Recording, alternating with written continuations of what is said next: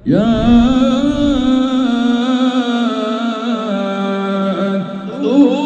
رسلهم بالبينات وبالزور وبالكتاب المنير.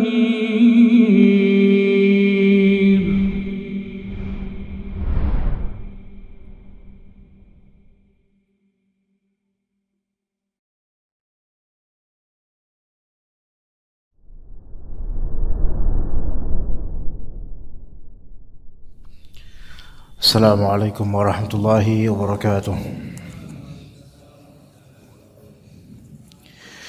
Innal hamdalillah nahmaduhu wa nasta'inuhu wa nastaghfiruh wa na'udzu billahi min shururi anfusina wa sayyiati a'malina may yahdihillahu fala mudilla lahu wa may yudlil fala hadiya lahu. Asyhadu an la ilaha illallah wahdahu la syarika lahu wa asyhadu anna Muhammadan abduhu wa rasuluhu la nabiyya ba'dah. Ya ayyuhalladzina amanu taqullaha haqqa tuqatih wa la tamutunna illa wa antum muslimun. Ya ayyuhan nasu taqu rabbakumul ladzi khalaqakum min nafsin wahidah wa khalaqa minha zawjaha wa batha minhuma rijalan katsiran wa nisaa'a wattaqullaha alladzi tasaaluna bihi wal arham innallaha kana 'alaikum raqiba. Fa inna asdaqal hadits kitabullahi wa khairal hadi hadi Muhammadin sallallahu alaihi wasallam wa syarral umuri muhdatsatuha wa kullu muhdatsatin bid'ah wa kullu bid'atin dhalalah wa kullu dhalalatin finnar. Amma ba'd. Insyaallah kita lanjutkan pengkajian kitab Mukhtasar Jami' al-Ulum wal Hikam. Pembahasan kita kali ini berkisar perbedaan antara sabar dan ridha. Juga disandingkannya pertolongan atau kemenangan dengan kesabaran, serta disandingkannya jalan keluar dengan kesulitan atau musibah. Semua itu bersanding. Pertolongan itu bersandingan dengan kesabaran. Jalan keluar juga bersandingan dengan musibah. Sebagaimana ini ringkasan dari kitabnya Ibnu Rajab, yaitu Jami' al-Ulum wal Hikam. Maka kita bacakan perkataan dari Ibnu Rajab rahimahullah ta'ala. Wal farqu baina as-sabri war ridha, atau al farqu baina ar-ridha was sabr.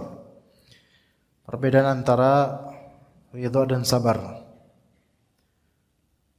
Anna sabra, sabar adalah kafun nafsi wa habsuha 'anit tasakhuti ma'a wujudil alami wa tamanni zawali dzalika wa kaful jawarihi 'anil 'amali bimuqtadal jaza'. Sabar adalah kafun nafs, menahan jiwa. Menahan jiwa 'anit tasakhut ma'a wujudil alam, menahan jiwa agar tidak meluap dalam keluhan dan protes kepada takdir.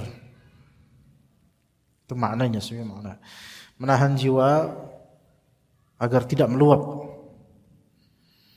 dalam keluhan dan protes kepada takdir.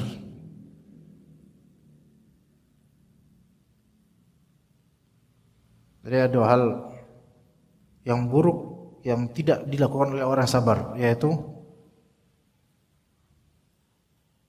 meluap dalam keluhan, curhat terus, baik di medsos atau ke orang-orang. Protes kepada takdir, merasa nggak adil takdir ini. Merasa hidup ini nggak adil, nggak sabar ini orang. Karena menuding hidup ini nggak adil, takdir itu nggak adil, sama dengan menuduh Allah itu zalim padanya, dan itu berbahaya. Ma'a wujudil alam, meskipun rasa sakit itu ada. Ingat, orang yang sabar bukan berarti hatinya tuh nggak ada rasa sakit. Yang membuat dia disebut sabar adalah lisan tidak meluap, akidah tetap terjaga. Ya, lisan dan jemari, lisan dan tulisan itu tidak meluap. Dan keyakinan akidah tetap terjaga. Lisan tidak meluap berarti tidak sembarangan curhat. Tidak berkeluh kesah ke makhluk. Dan akidah terjaga berarti dia tetap yakin sama Allah. Dia tidak protes kepada Allah, tidak protes kepada takdir, enggak. Meskipun rasa sakit ma'awujudil alam. Al-alam di sini rasa sakit. Pain, rasa sakit di hati. Panas, sakit, enggak enak. Itu ada. Jadi kegusaran karena kesusahan itu bukan aib sebenarnya, pada asalnya bukan aib. Ya, dia karena fakirnya dia jadi bingung, itu bukan aib. Maksudnya hati itu enggak enak, itu bukan aib. Aib adalah ketika dia meluapkannya keluar tanpa darurat atau hajat untuk mencari solusi. Itu baru enggak apa-apa. Darurat atau hajat untuk mencari solusi ke makhluk, seperti ke ustadz untuk cari solusi, apa solusi buat saya, atau ke dokter, atau ke pihak yang memang bisa memberikan solusi dari makhluk secara logika manusia. Ya. Baik. Dan juga di antara perwujudan sabar itu kaful jawarihi 'anil amali bimuqtada al-jaza'. Menahan anggota badan agar tidak bertindak mengikuti kepanikan atau reaksi putus asa. Jadi menahan anggota badan agar tidak berkelakuan atau tidak bertindak mengikuti panik dalam hatinya atau reaksi putus asa. Jadi anggota badan pun dia tahan. Nah, itu sabar. Antum banting sesuatu, itu bukan sabar. Walaupun lisannya diam. Ya. Kalau seseorang ketika mendengar musibah atau kena musibah kemudian dia bolak-balik bingung, walaupun diam enggak ngomong, maka ini masuk dalam tidak sabar. Nendang ini, nendang itu. Tapi dikecualikan pada orang yang memang Allah uji dengan gangguan mental.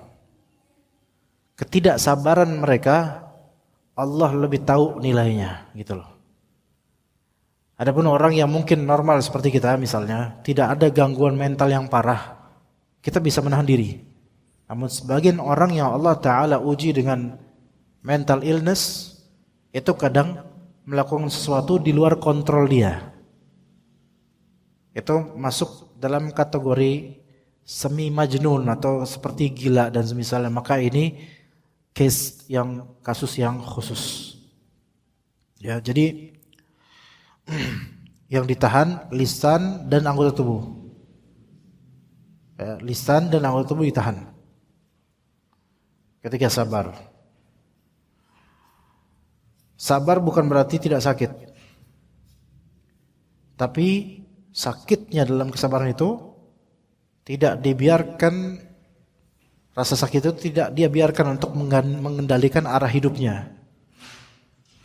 Kalau seseorang tidak bersabar, rasa sakit di hati itu mengontrol kemana, untuk mengontrol lisannya untuk berbicara dan berkelakuan oleh dirinya. Maka seseorang ketika berperilaku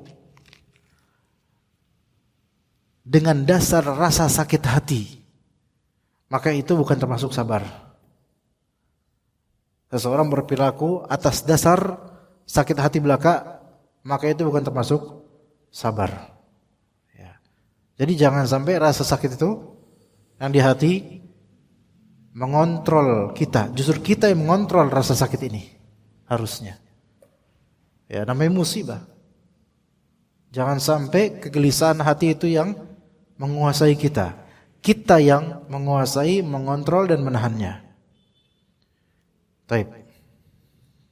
Jadi mengamuk, merusak, dan kadang mengambil keputusan yang besar ketika emosi meledak. Itu bukan bagian dari sabar. Sampai seorang hakim itu tidak diperbolehkan mengetuk keputusan jika sedang emosi, nggak boleh. Ima break, istirahat dulu atau tunda hari. Bahkan pas lagi kebelet, nggak boleh ketuk palu. Izin dulu sampai selesai urusannya. Ya, karena keputusan hakim itu keputusan selalu besar, bahaya. Begitu.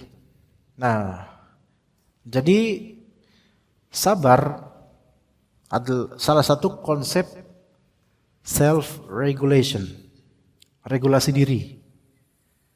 Jadi dirinya itu diatur. Emosi itu boleh hadir. Namanya manusia punya emosi. Karena manusia kalau nggak punya emosi, nggak ada rasa. Kehadiran emosi itu wajar. Tapi perilaku, tutur kata itu harus tetap mengikuti nilai dan akal sehat, nilai agama dan akal sehat harus itu. Jadi wajar kalau manusia punya emosi, manusiawi. Kalau dia nggak punya emosi, dia terus apa yang dia rasakan nggak ada, hambar gitu. Tapi manusia ada emosinya.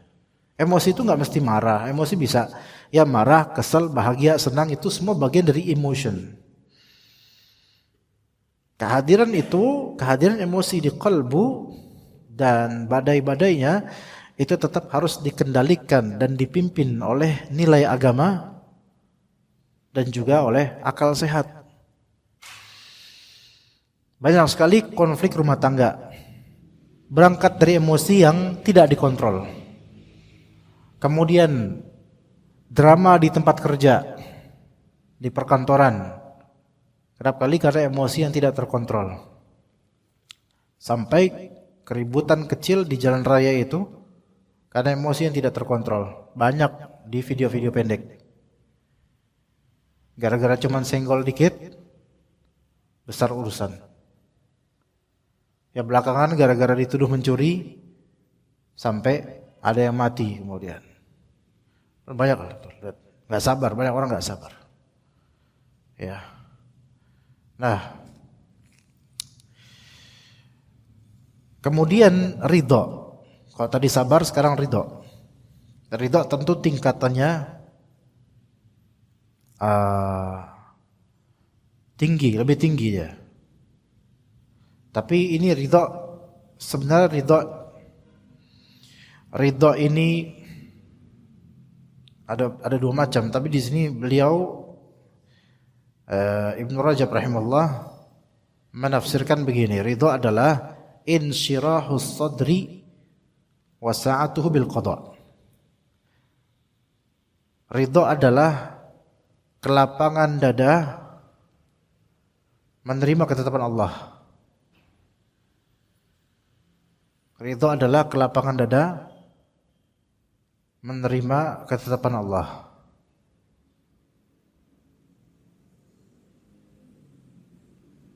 Wa tarku tamanni zawali dzalikal mu'lim. Dan tidak begitu berharap hilangnya musibah itu. Tidak begitu berharap hilang musibah itu segera. Itu ridho tuh. Ridho di antara perbedaan sabar sama ridho adalah sabar hati masih kesel tapi ditahan. Ridho hati udah lapang. Jadi udah fair, udah enak. Itu perbedaan pertama. Perbedaan kedua, sabar itu berharap musibah atau keburukan ini cepat hilang. Adapun ridha tidak berharap cepat hilang. Jadi dua perbedaan prinsipil antara sabar sama ridha. Ya. Sabar itu basic pertama kewajiban manusia ketika menghadapi musibah. Dia tahan lisan, dia tahan anggota tubuh. Jangan sampai terluapkan kekesalannya hati, karena orang sabar biasanya masih ada keselnya. Adapun kalau udah sampai tahap ridho, nggak ada yang perlu ditahan karena hatinya udah lapang, gitu loh. Udah nggak ada keselnya, udah biarin. Nah, perbedaan kedua tadi apa? Kalau orang sabar itu masih berharap cepat-cepat musibah ini cepat berakhir. Adapun kalau udah ridho, ya ya serah aja pada Allah. Kadang-kadang kita ngerasa gitu, kadang udah pasrah, udah terlalu lama di musibah, ya udahlah, ikhlas aja bahasa kita tuh, ridho. Hati udah tenang, kesel karena udah biasa, udah nggak ada rasa. Terus ya mau Allah Ta'ala hilangkan musibah ini, alhamdulillah. Kalaupun masih berlalu, masih berlanjut, insya Allah baik-baik saja saya. Nah ini namanya udah sampai level ridho. Di situ bedanya. Walaupun kadang di awal rasa ridho itu ada sedikit rasa sakit, masih ada rasa hikmatnya. Tapi nggak digubris, nggak ada yang perlu ditahan, biasa aja. Taib. Ya, kalau antum driving naik mobil atau ya ibaratnya kalau sabar itu kayak rem tangan, Pak. Nah, ridho itu setir lurus, lempeng aja itu. Adapun sabar tuh masih ada ngerem dulu, atau rem kaki, rem dulu gitu. Kayak misalnya nih, orang sabar masih kadang menerima macet-macetnya keadaan. Ya, kalau kita kena macet, rem tuh selalu kita pakai, tergantung motornya nih. Kalau antum pakai Supra, rem kanan, kiri kaki gitu kan. Kalau Matic sekarang otomatis, oke, rem tangan. Kan yang macet, jalan dikit rem, kayak orang lagi awal kena musibah. Supaya sabar, tahan, nggak usah ngomong, tahan, gitu kan? Jalan sedikit, terus ditanya, kamu kenapa?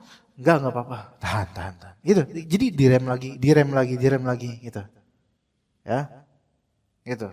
Tapi kalau macetnya udah selesai, itu kayak ridho, lanjut aja, lempeng, los gitu ya. Itu ibaratnya seperti itu. Bedanya sabar sama ridho. Dan ridho itu bukan berarti pasif, jemaah. Ridho itu bukan berarti bodoh amat, bodoh amat lah, enggak gitu juga ya. Dia mencari ridho Allah juga dengan ridhonya dia terhadap takdir Allah. Ridho itu bukan berarti menafikan ikhtiar. Saya ridho tapi enggak usaha, enggak gitu juga. Ya, dia tetap usaha untuk keluar dari musibah, ya. Tapi soal kapannya berakhir musibah ini, udah dia serahkan sama Allah Azza wa Jalla, gitu. Jadi ridho itu menerima keputusan Allah sambil tetap bergerak dengan akhlak dan ikhtiar. Menerima keputusan Allah sambil bergerak dia tetap dengan akhlak dan juga ikhtiar, itu ridho. Adapun kalau sebagian orang bilang, saya ridho, memang udah kayak gini hidup saya dari dulu. Ya, udah terbiasa saya mah. Dulu kayak gini, ini cerita tentang kesusahannya. Ini ridho di omongan doang. Seandainya di ridho, dia nggak bakal cerita lagi udah. Dia nggak bakal berkeluh kesah lagi udah. Orang sabar aja nggak boleh berkeluh kesah. Kalau mau disebut sabar, apalagi level tinggi ridho. Udah nggak usah cerita lagi udah. Udah pokoknya alhamdulillah lah. Saya lagi berusaha berjuang. Insyaallah kapan terserah Allah Ta'ala mau kapan singkap kesulitan ini. Ya begitu. Baik, kemudian dikatakan oleh di sini katakan iqtiranun nasri bis sabri wal faraji bil karab. Yaitu disandingkannya beberapa hal. Satu, an-nasr bis sabr. Pertolongan Allah itu disandingkan sama kesabaran. Dengan hadis wa'lam anna nasra ma'as sabr. Ketahuilah bahwasanya pertolongan itu bersamaan dengan kesabaran. Terus kemudian yang kedua wal faraji bil karb. Disandingkan jalan keluar dengan kesulitan. Itu juga sesuai dengan sabda Nabi wa innal faraja ma'al karb. Sesungguhnya jalan keluar itu bersamaan dengan kesulitan. Kita mulai dari yang pertama dulu. Wa'alam anna nasra ma'as sabr. Kayak inna ma'al usri yusra. Lafal ma'a ini artinya bersama. Bersama itu berarti bersandingan. Kalau ada ini ya ada ini. Berarti kemenangan dan pertolongan Allah itu ada ketika ada kesabaran. Jadi syarat pertolongan Allah adalah sabar. Karena kalau nggak sabar, nggak ditolong sama Allah. Kata Ibnu Rajab, hadza muwafiqun liqaulillahi ta'ala.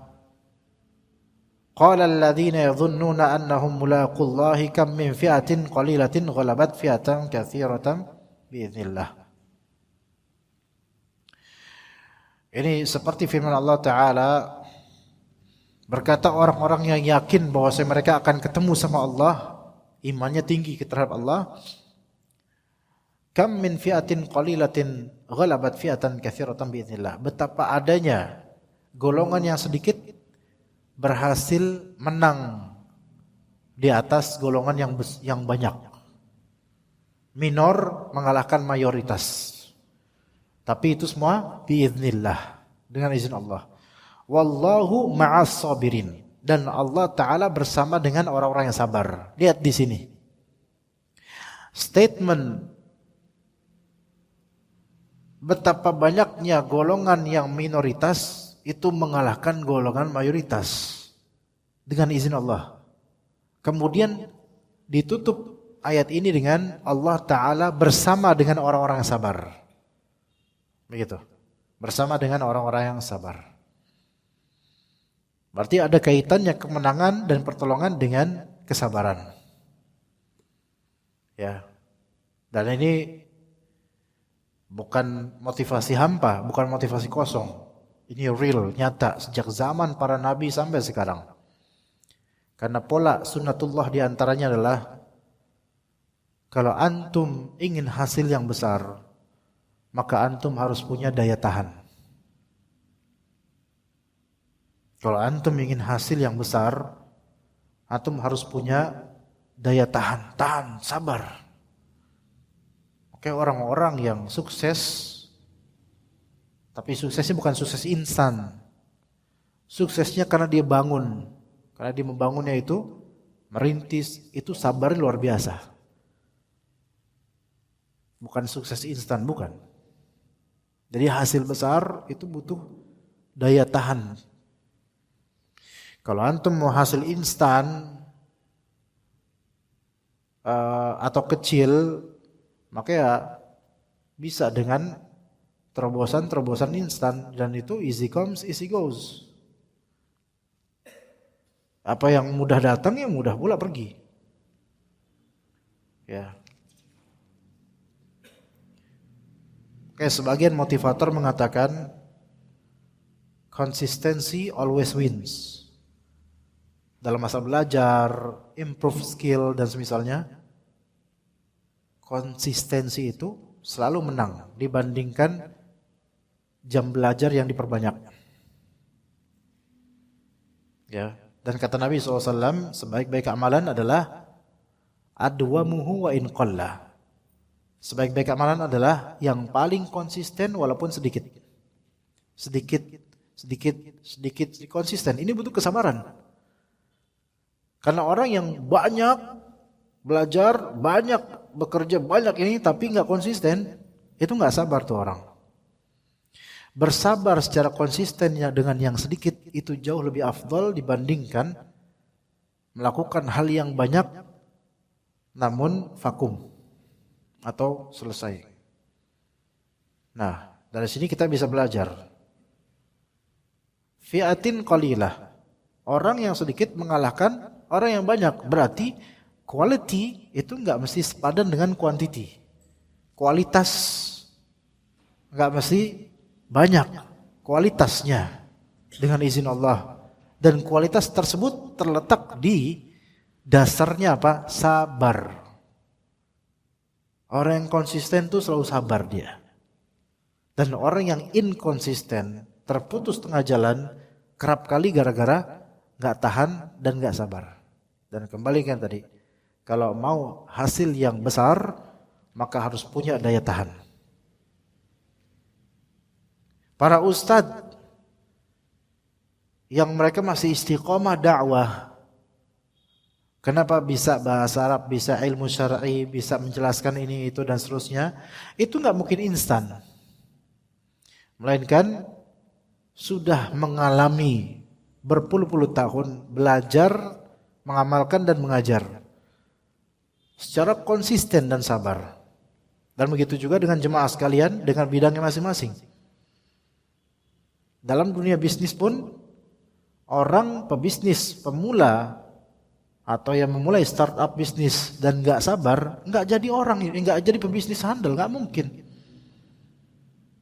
Berarti sabar ini mencakup agama dan dunia sebenarnya. Subhanallah. Mencakup agama dan dunia. Dan orang yang sabar itu seringkali terjadi pada dirinya itu penundaan kesenangan. Nah, ini juga perlu dibahas sedikit. Penundaan kesenangan. Jangan senang dulu dengan apapun yang ada gitu. Jangan apa-apa diselebrasikan, apa-apa dirayakan, enggak. Orang sabar enggak gitu. Ada riset di kalangan psikologis tentang delayed gratification. Ya, jadi delayed gratification, gratifikasi yang ditunda. Kegembiraan yang ditunda, menunda kesenangan. Dengan ketekunan jangka panjang. Jangan cepat merasa puas dengan yang sedikit. Baru sedikit merasa puas berhenti. Enggak. Jangan senang dulu dalam belajar jemaah. Misalnya antum belajar nih. Antum senang tapi jangan kesenangan itu membuat merasa sudah di ujung. Nah, masih jauh. Misal antum belajar tajwid. Misal di As-Saffah ada dirasat tajwid. Dan antum sadar bacaan belum begitu bagus, antum belajar tajwid. Baru berapa kali sesi udah ngerasa jumawa dengan hadir di wah saya udah bisa baca. Enggak, antum masih jauh akhi gitu. Jadi perlu adanya delayed gratification, yaitu kesenangan yang harus ditunda. Jangan senang dulu, antum belum sampai mana-mana. Karena kesenangan yang disegerakan, merasa puas dengan pencapaian yang belum maksimal, baru kecil, itu justru bisa menjadi ending dari perjalanan. Selesai, udah sampai situ, udah selesai. Nah, orang yang sabar tuh rata-rata itu nggak cepat senang. Nggak cepat senang. Ya. Dalam belajar, dalam kehidupan kita masing-masing juga seperti itu. Nah, ketika kita sabar, kita tahu bahwasanya akan ada kemenangan dari Allah Subhanahu wa taala. Kapan menangnya itu ditanya oleh para sahabat. Ditanya oleh para pengikut para nabi. Sampai mereka bertanya kepada mereka, "Mata nasrullah?" Ya Rasul, wahai Rasul, kita ini udah lama seperti ini keadaannya. Wah, betul-betul payah, sudah lama. Sampai mereka berkata kepada Rasul, "Mata nasrullah?" Kapan pertolongan Allah datang wahai Rasul? Maka apa? Kata Rasulnya, "Ala inna nasrallahi qarib." Ketahuilah bahwasanya pertolongan dari Allah itu dekat. Terus dia main dekat.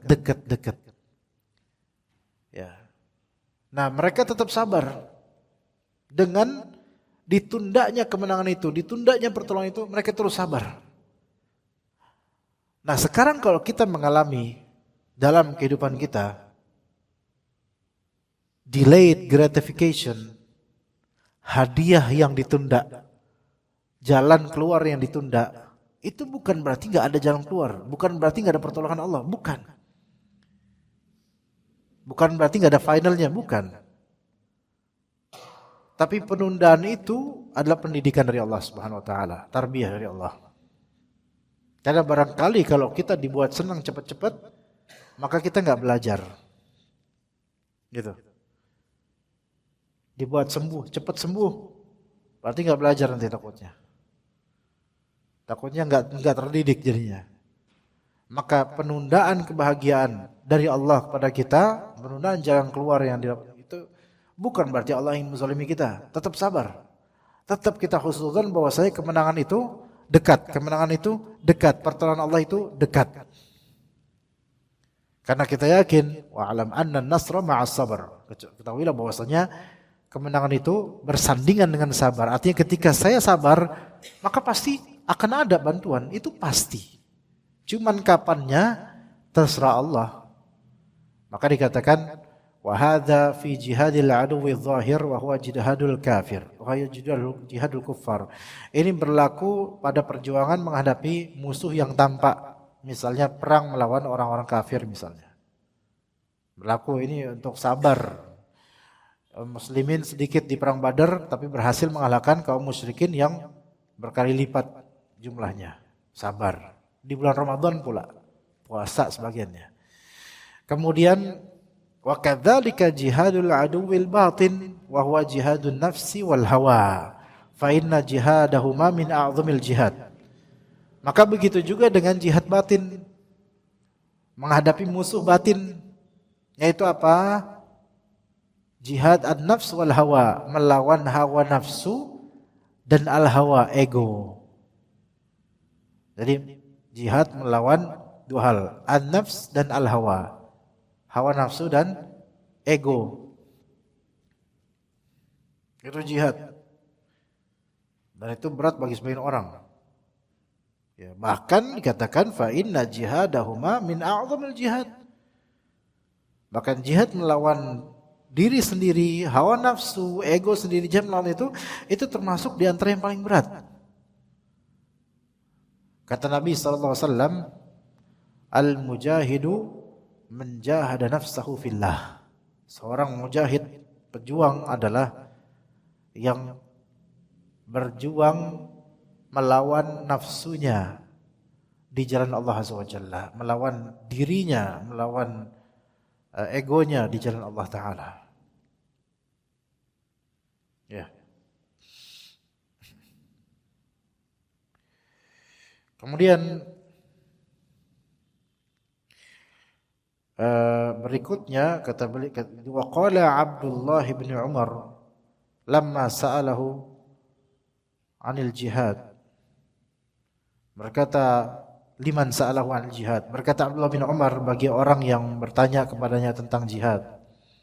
Maka kata Abdullah bin Umar, ibda' bi nafsika fajahidha wa ibda' bi nafsika faghzuha.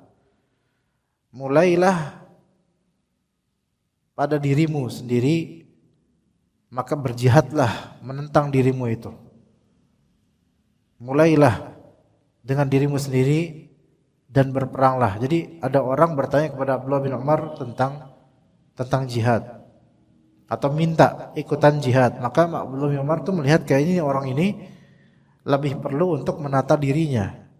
Maka disuruh memulai dengan mengalahkan musuh batin. Mengalahkan musuh batin. Ya. Baik, kemudian berikutnya masalah al-farj ma'al karb. Kata Nabi SAW, wa innal faraja ma'al karb. Dan sesungguhnya jalan keluar, way out, kelapangan, itu datang bersama kesempitan. Dia bersandingan dengan kesempitan. Jalan keluar itu nyambung dengan musibah, kesulitan. Nyambung. Ya, nyambung. Nyambung di sini berarti segala kesulitan endingnya adalah jalan keluar. Itu sudah dipastikan oleh Nabi SAW. Kam qassa subhanahu min qasasi tafriji kurubati anbiya'ihi inda tanahil karbi ka inja'i Nuhin wa man ma'ahu fil fulk. Betapa banyak kisah yang Allah ceritakan tentang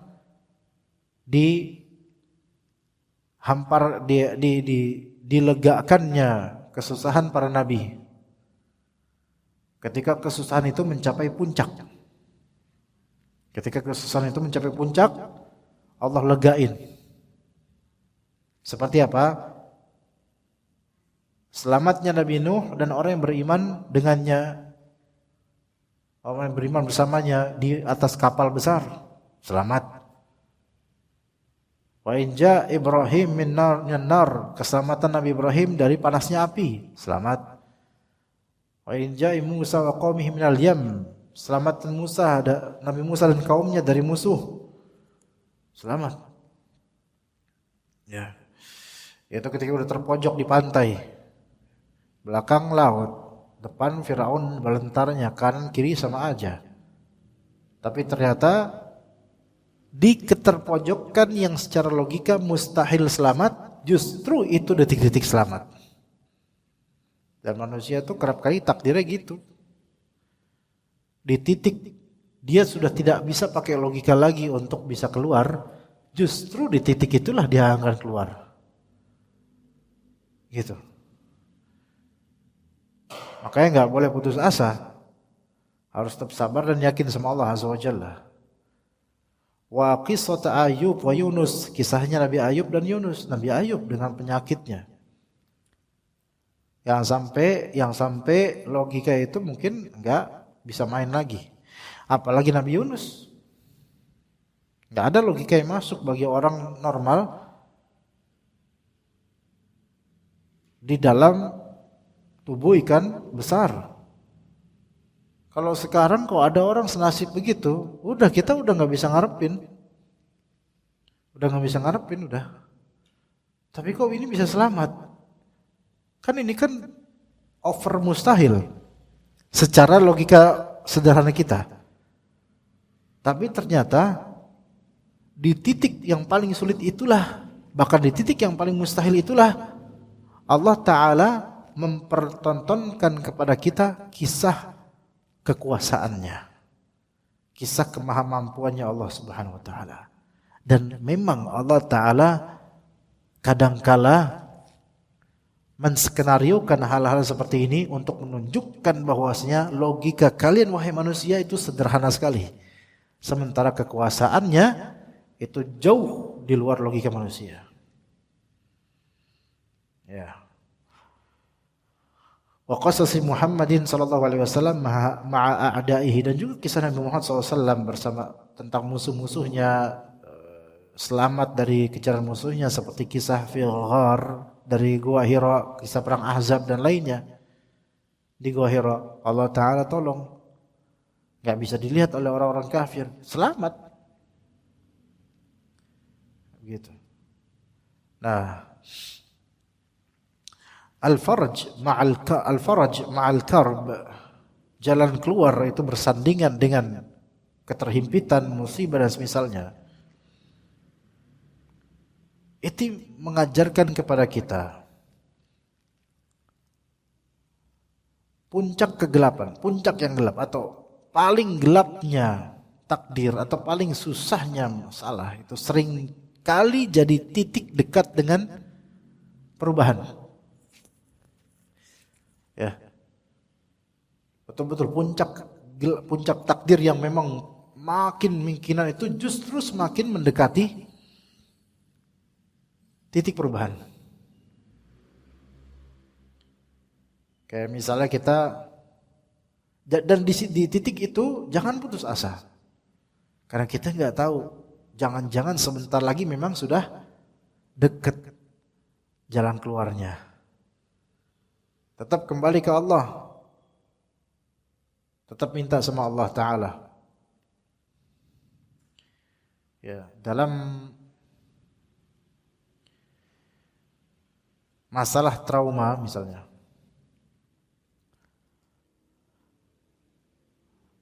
Trauma ya. Trauma itu kan berarti masuk ke bidang psikiater atau psikologi ya.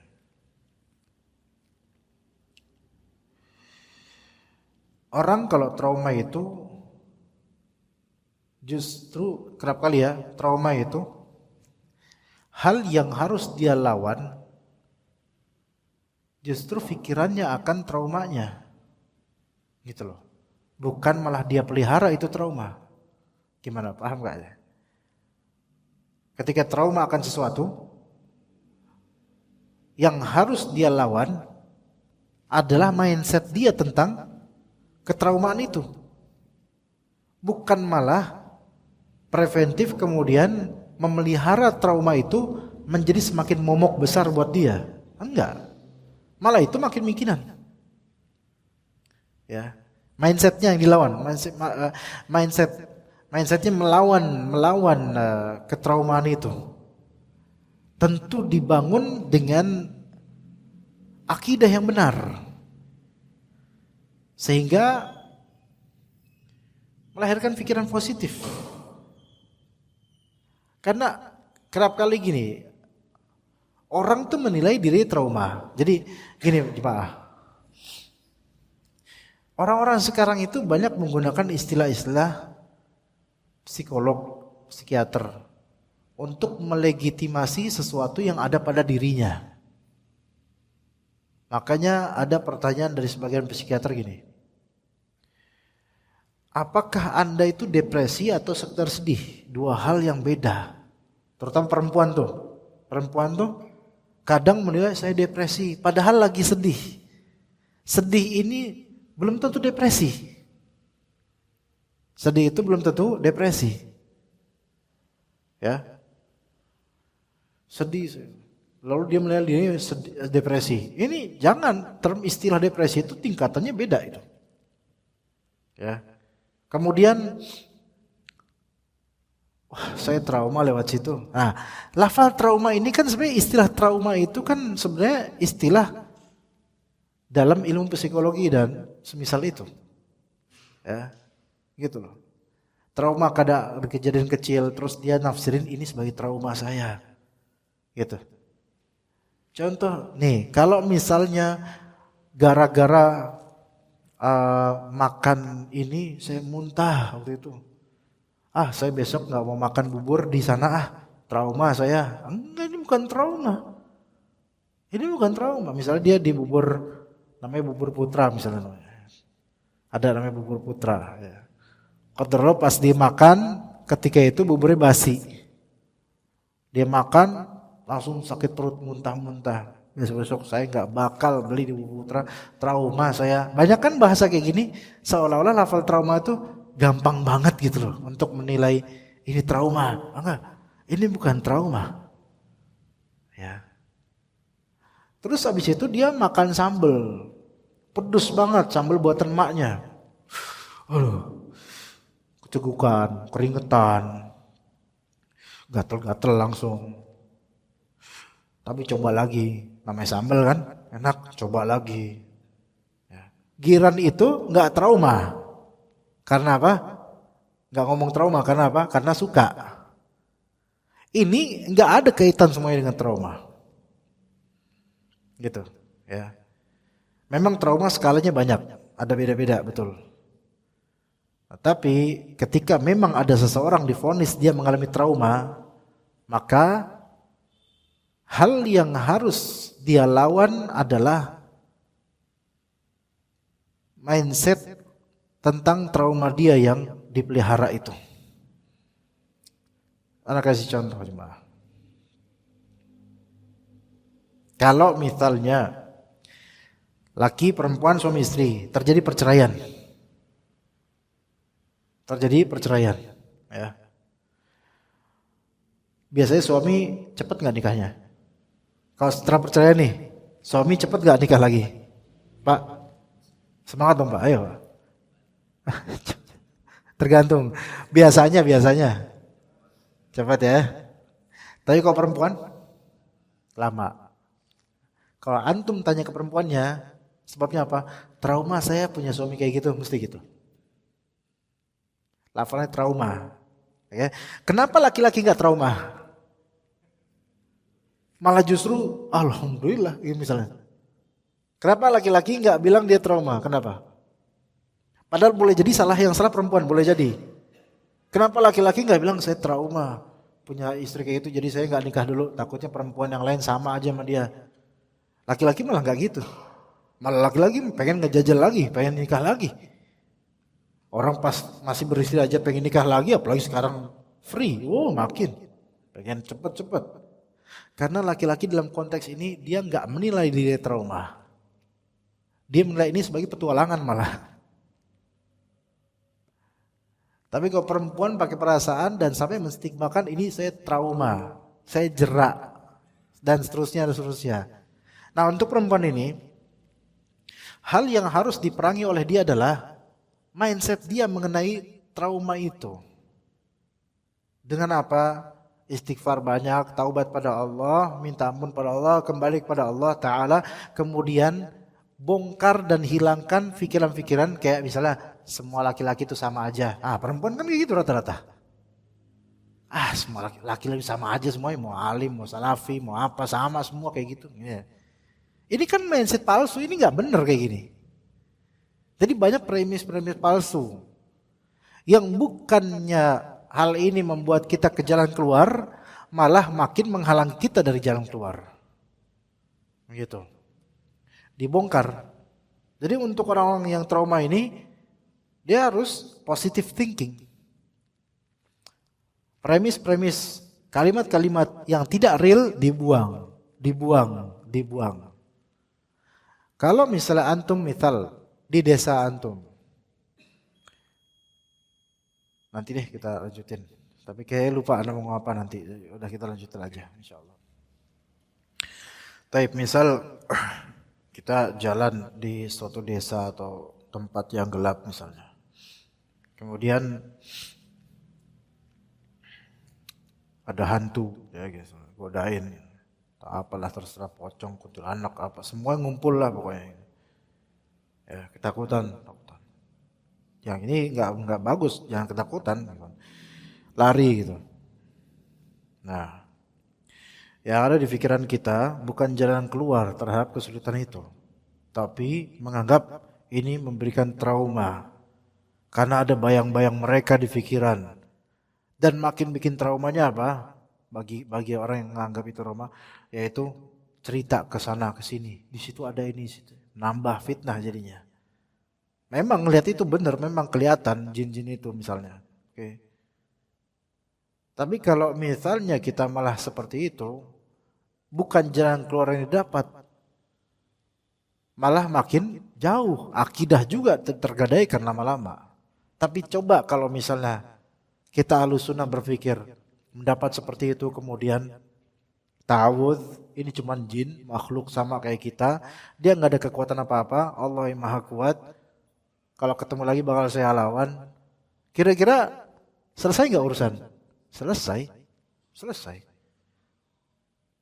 Makanya jika memang dalam keadaan al-karb, kesulitan, keterhimpitan, dan hal-hal yang memang kata orang membuat trauma dan kesulitan, maka perlu membangun beberapa hal makna, yaitu temukan makna, yaitu akidah. Akidahnya benerin. Ya, akidahnya benerin. Kemudian jaga iman. Jangan sampai kufur. Karena sebagian orang yang trauma bisa murtad. Kemudian dia membangun dukungan sosial dengan berteman dengan orang-orang yang soleh. Dan itu semua sebenarnya ada di Al-Fatihah. Supaya dapat jalan keluar dalam masalah seperti ini, kondisi seperti ini. Orang nyari jalan keluar ketika lagi betul-betul sulit, yang kesulitan ini membuat dia bingung, traumatik dan seterusnya. Kalau memang benar itu traumatik, maka coba kita lihat, yaitu iyyaka na'budu wa iyyaka nasta'in. Akidahnya benerin, iyyaka na'budu, ibadahnya hanya ke Allah, akidahnya benerin, tauhid. Wa iyyaka nasta'in, banyak-banyak doa minta sama Allah. Kemudian menjaga iman, tadi Nabi bilang ihdinas siratal mustaqim, jalan yang lurus, jaga tuh iman. Jangan sampai keluar dari iman, jangan sampai murtad. Kemudian membangun komunitas sosial atau pergaulan sosial yang soleh. Yaitu apa? Siratal ladzina an'amta alaihim. Orang-orang yang engkau berikan nikmat pada mereka ya Allah. Yaitu orang-orang soleh. Kita bertemu sama mereka dan jauhi pergaulan toksik. Ghairil maghdubi alaihim waladdallin. Yaitu orang-orang yang Allah murkai dan orang-orang yang menyimpang. Hindari pergaulan toksik. Itu caranya. Ya. Jadi sebagian musibah memang membuat trauma, memang benar.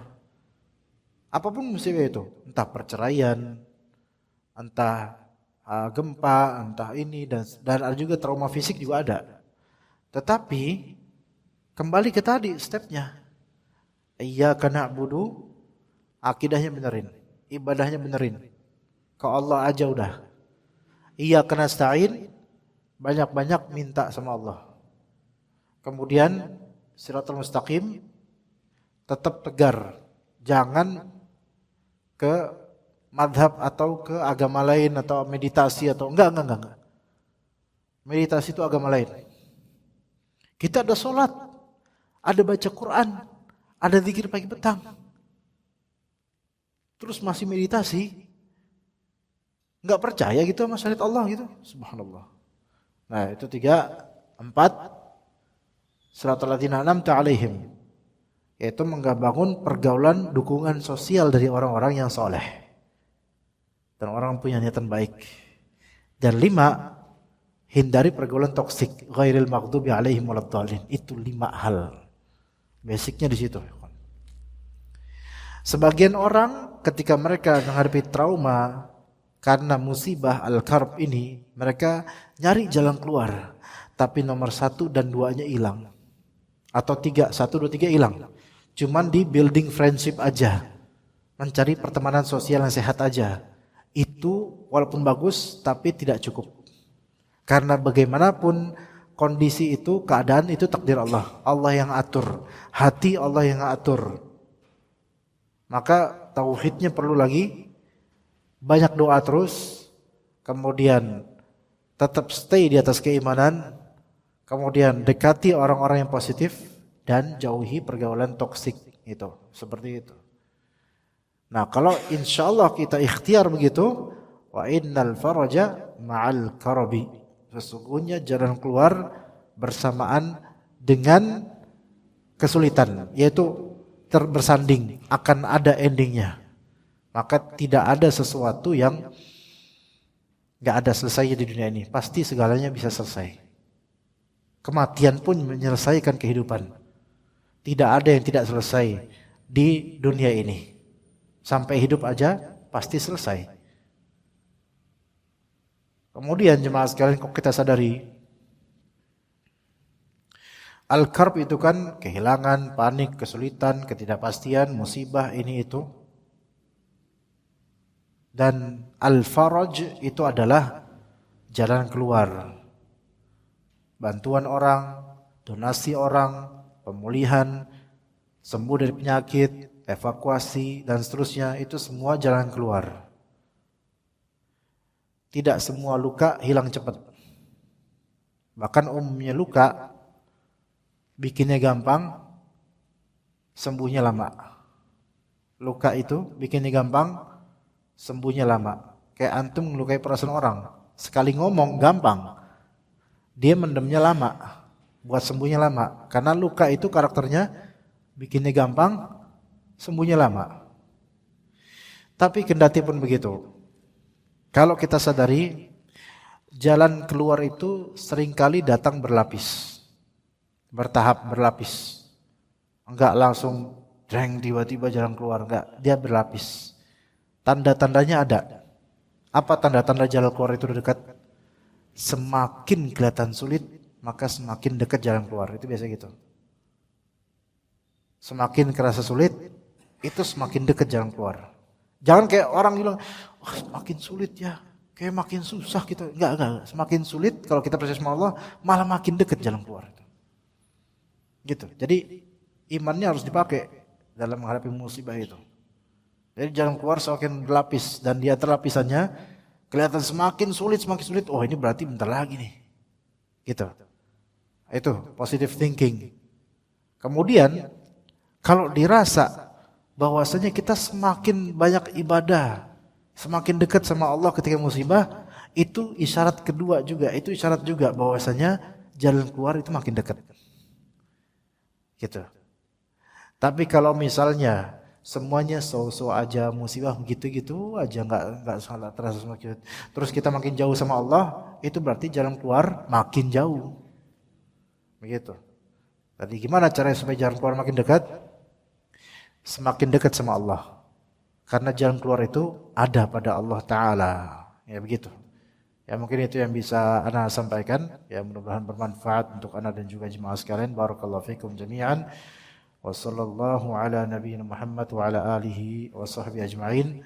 Subhanakallahumma bihamdika asyhadu an la ilaha illa anta astaghfiruka wa atubu ilaik. Assalamualaikum warahmatullahi wabarakatuh.